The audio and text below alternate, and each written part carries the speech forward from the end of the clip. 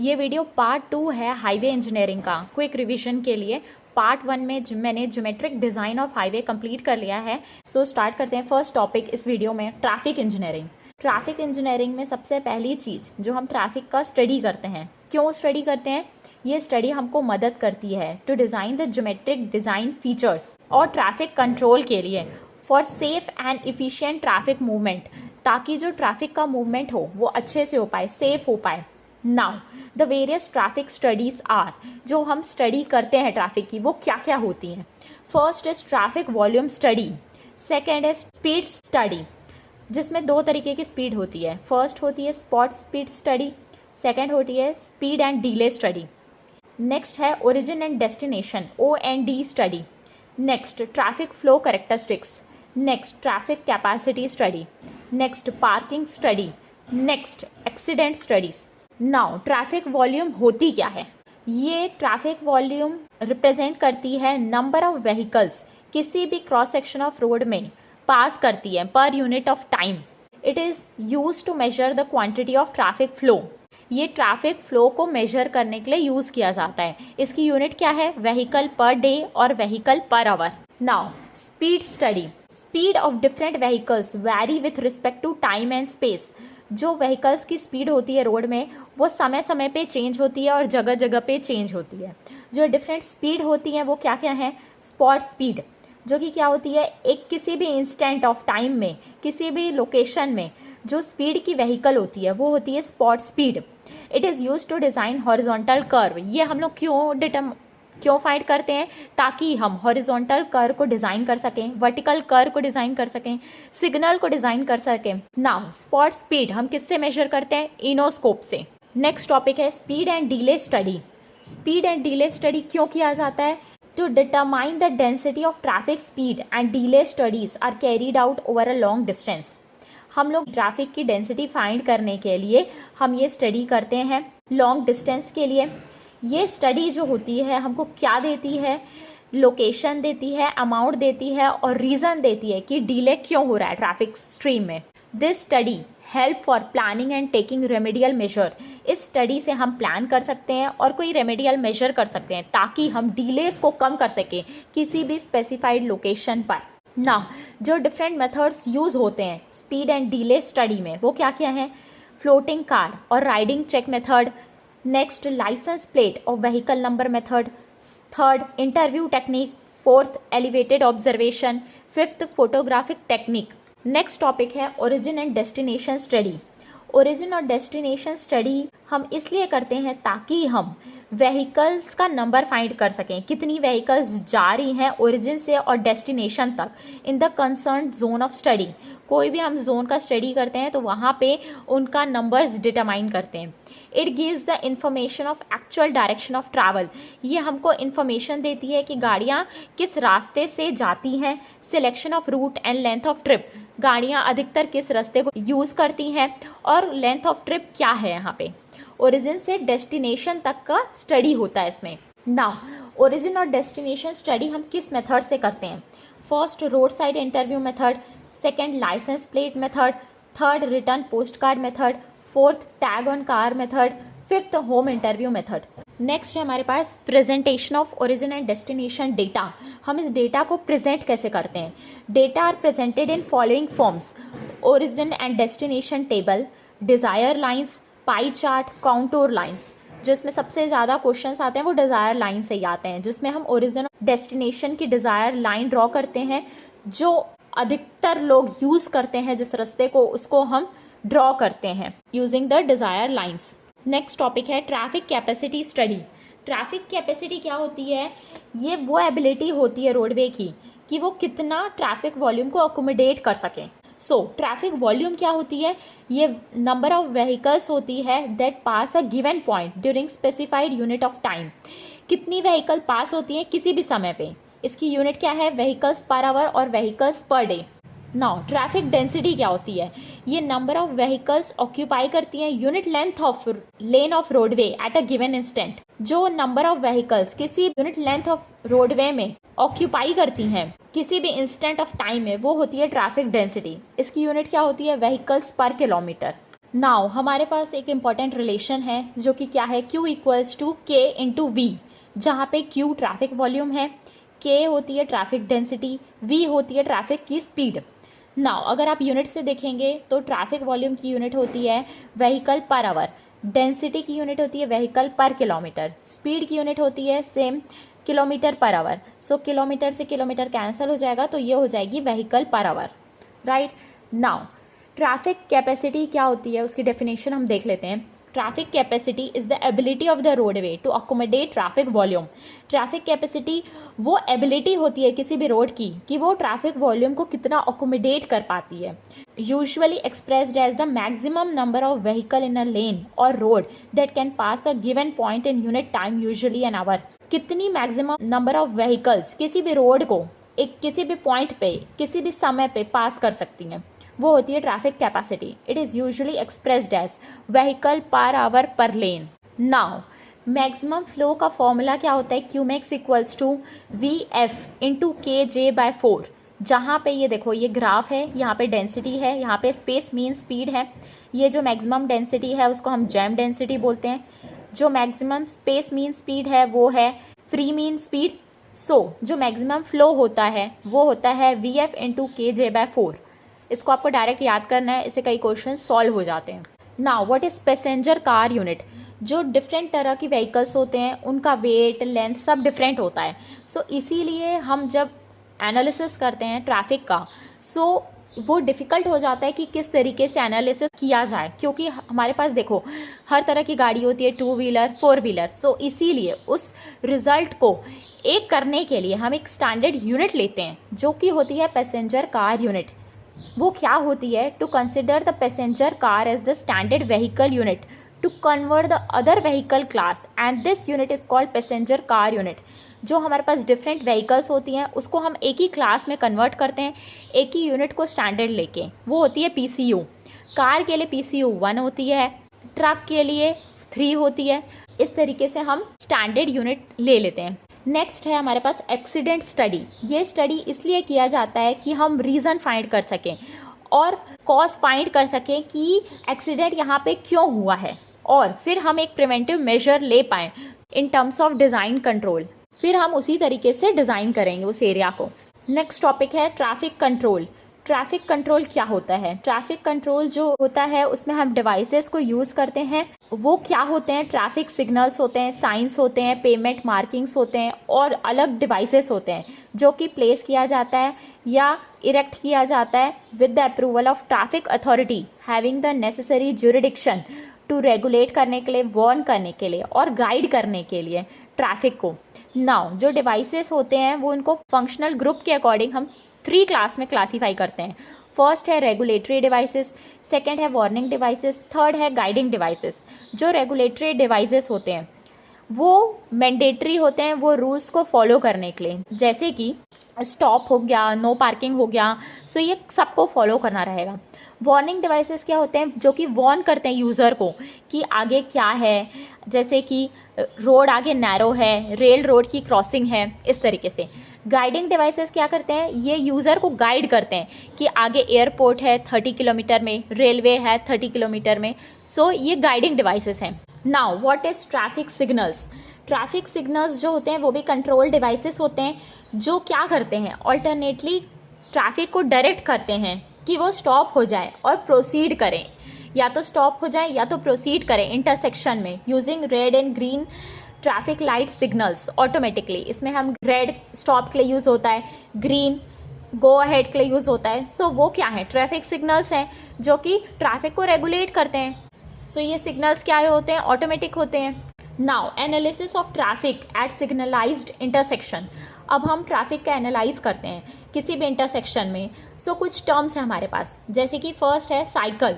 और साइकिल क्या होता है, एक single cycle is 1 complete rotation through all the indications provided. जब एक कंप्लीट रोटेशन हो जाता है किसी भी कलर का, वो होती है साइकिल, जैसे कि red green yellow.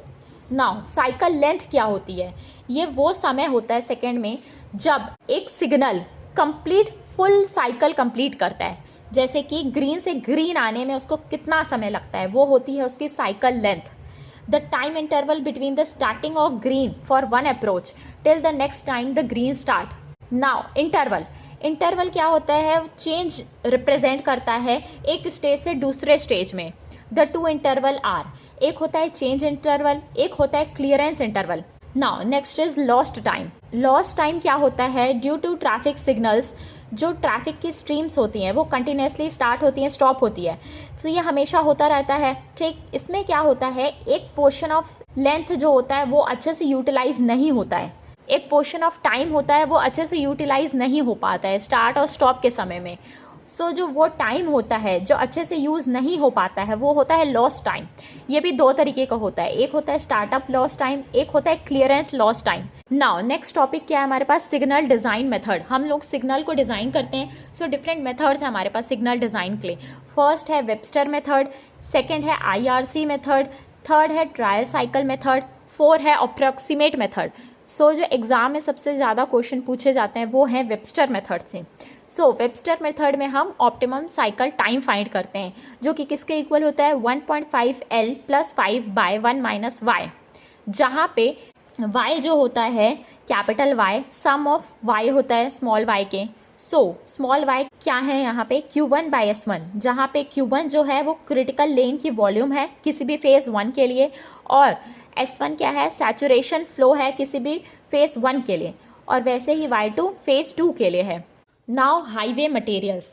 Highway materials में हाईवे बनाते समय हमको क्या क्या मटेरियल यूज़ होता है।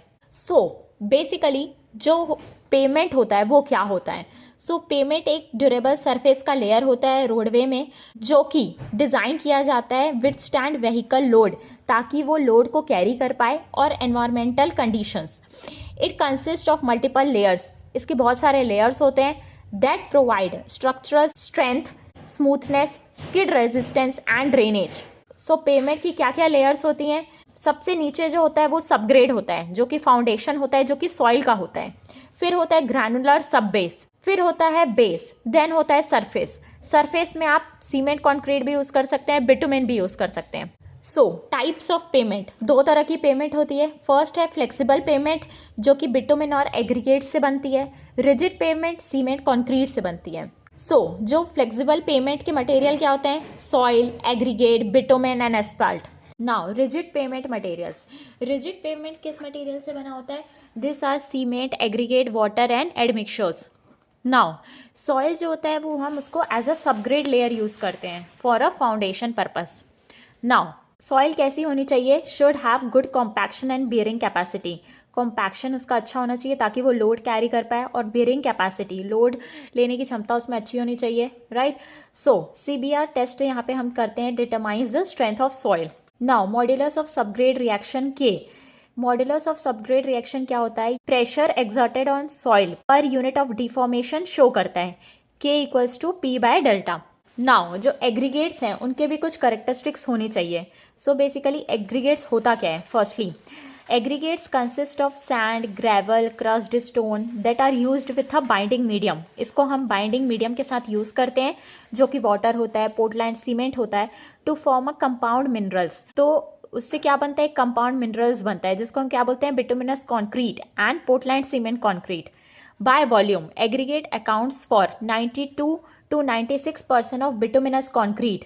बिटुमिनस कॉन्क्रीट में ये 92% से 96% होता है, और पोर्टलैंड सीमेंट कॉन्क्रीट में एग्रीगेट 70 to 80% होते हैं। Now desirable properties of aggregate. Aggregate के कुछ प्रॉपर्टीज होनी चाहिए, जो कि क्या है, strength, hardness, toughness, shape of aggregates, adhesion with bitumen, durability.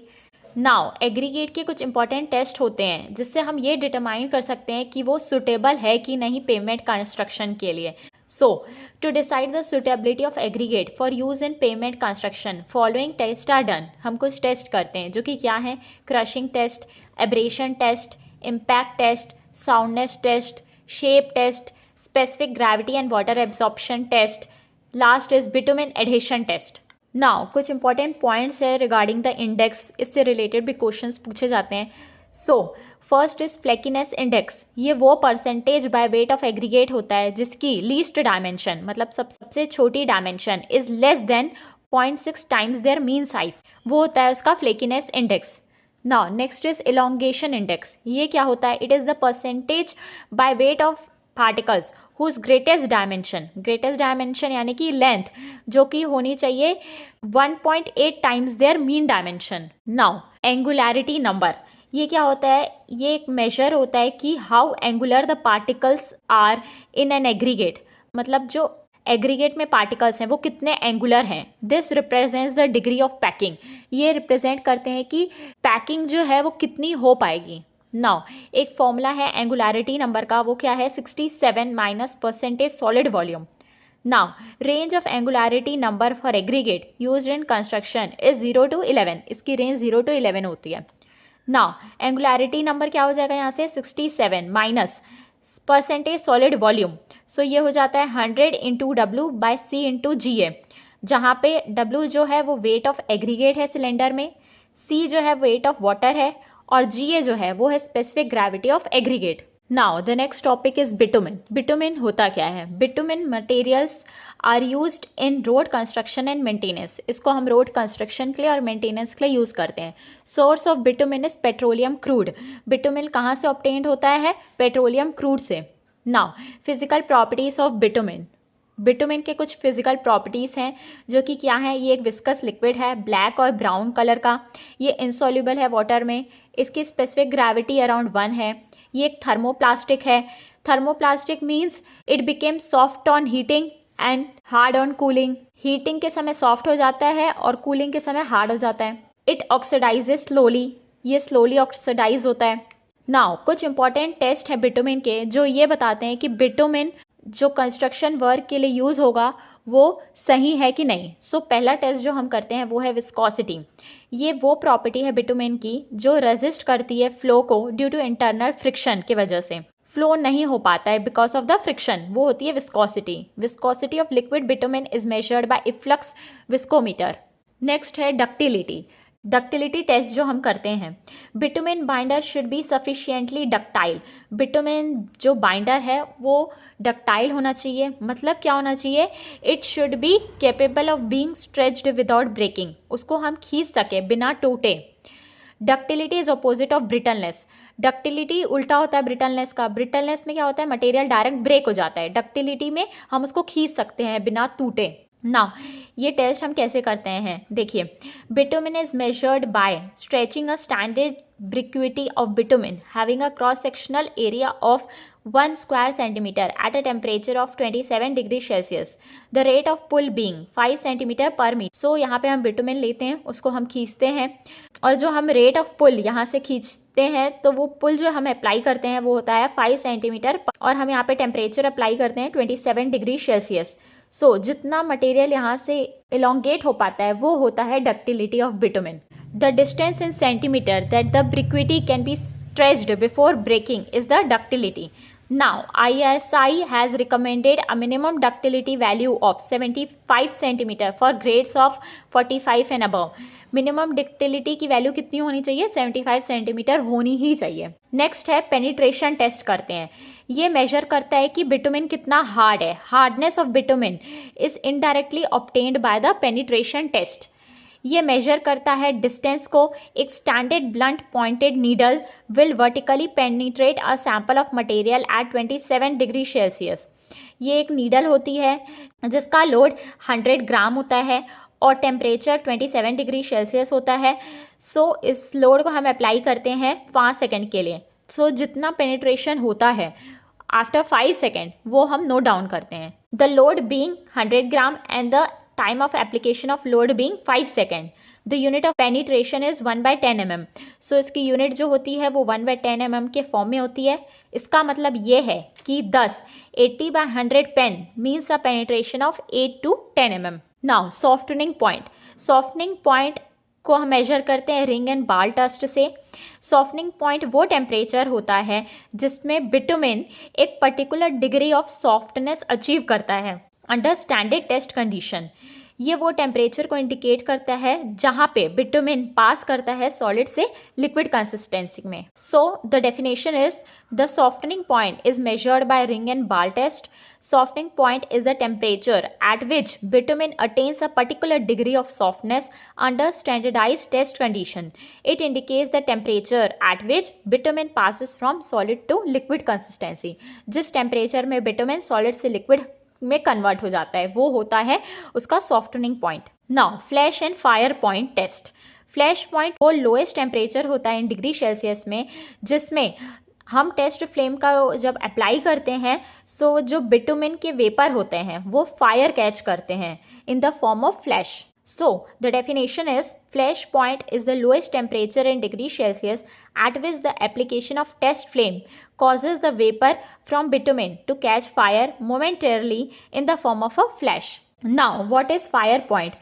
Fire point एक lowest temperature होता है in degree Celsius में at which the application of test flame causes the bitumen to ignite, जिससे बिटुमिन इग्नाइट होने लगता है and burn for at least 5 second, और burn होने लगता है 5 सेकेंड के लिए under specified conditions of test. The fire point is the lowest temperature in degree Celsius at which the application of test flame causes the bitumen to ignite and burn for at least 5 seconds under specified conditions of test. Now specific gravity को हम किससे major करते हैं? Pycnometer से measure करते हैं.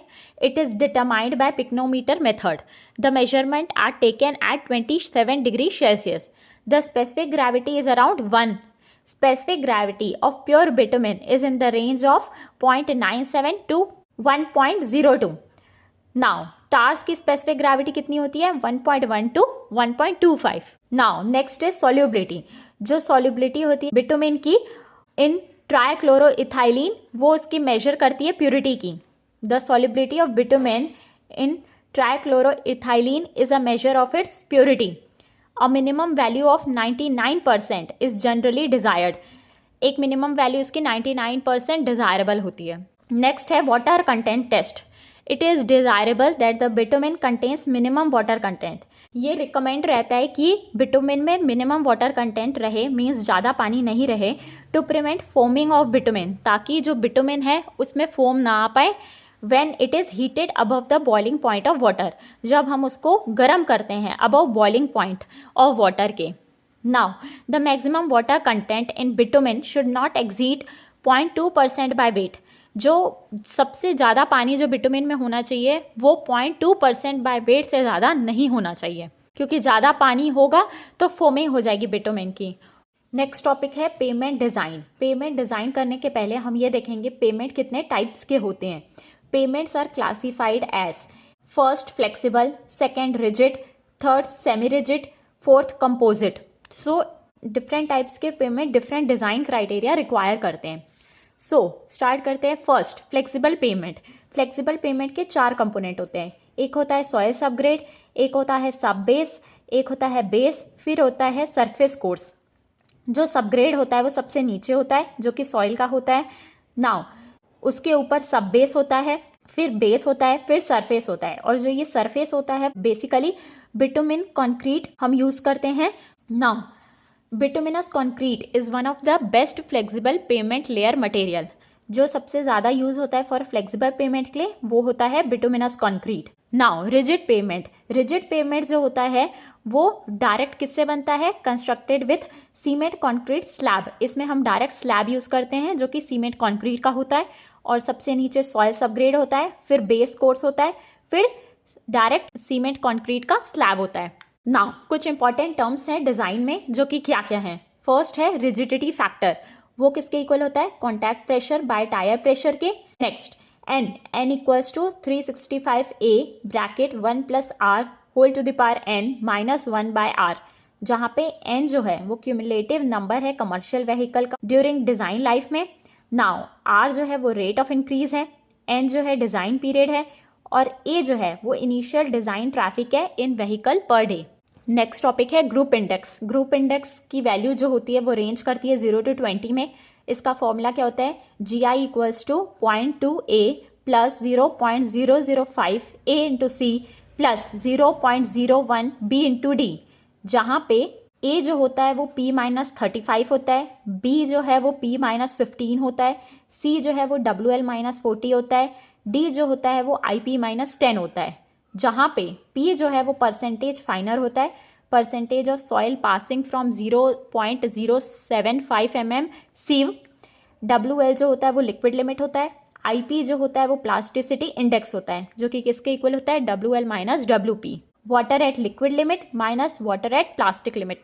Now अगर group index की वैल्यू ज़्यादा है, मतलब सॉइल का जो करेक्टरिस्टिक्स है वो वीक है, वीकर द सॉइल सबग्रेड, इसीलिए hence greater thickness of pavement is required. अगर ग्रुप इंडेक्स की वैल्यू ज़्यादा आएगी तो थिकनेस ऑफ द पेमेंट ज़्यादा जरूरत पड़ेगी, क्योंकि वो वीकर सॉइल सबग्रेड है। Now design of rigid payment. Rigid payment concrete slabs के होते हैं।